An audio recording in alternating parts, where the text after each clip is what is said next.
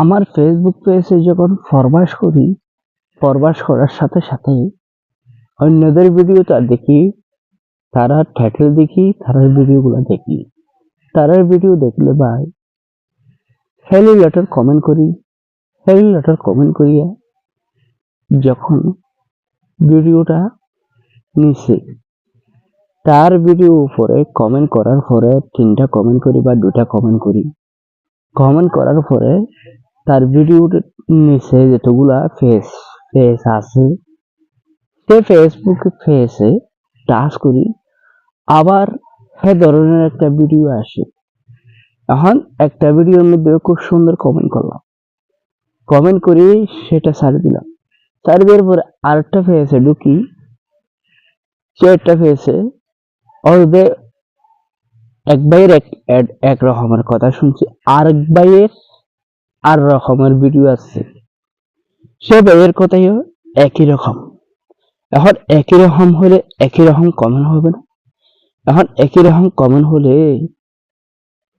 তখন একই রকমের সমস্যা হবে, কিন্তু সেটা সবার হাতে যাচাই করুন উচিত, সবাইকে বোঝান উচিত। কেন এক গিল্লা করে যে ভিডিও আপলোড করে, ভাই আমি যখন একটা ভিডিও বানাই আপনার বিষয় নিয়ে আর অন্য ভাইয়ের বিষয় নিয়ে, কিন্তু একই বিষয় যদি একই কমেন্ট যদি বারবার করে, সেটা স্প্যাম কমেন্ট ধরে ফেসবুক থেকে, তখন কমেন্টটা কি করে দেয়? ব্লক করে দেয়।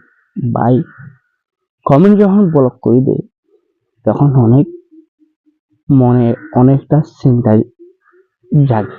কেন আমি ইয়ার আগে একটা ভিডিও দেখলাম মনে করেন ফেসবুক পেজের আপডেট সম্পর্কে আলোচনা করছে, সেখানে 3টা করি হেলিটের কমেন্ট করি। আরেকটা ফেসে ঢোকার পরে তার কমেন্টটা দেখি, তার টাইটেলটা দেখি, আমি সেখানে একটা কমেন্ট ফেলার জন্য দেখলাম আরেকটা ভাইয়ের প্রথমবার যার ভিডিও দেখছি তার কথা যেরকম, এই আরেকটা ফেসে ঢুকি তার কথাই সেরকম। তখন এখানে যদি কমেন্ট রাখতে চাইলে অবশ্যই এটা কি ধরবে? ফেসবুক টিমে স্প্যাম কমেন্ট ধরবে। এই স্প্যাম কমেন্ট যদি ধরলে কমেন্টের সাথে সাথে কি হয়ে যাবে? ব্লক হয়ে যাবে। এই ব্লক করার মানে হচ্ছে আপনি 3টা কমেন্ট করছেন এক ভাইকে, তখন আরেক ভাইকে কমেন্ট করতে চাইলে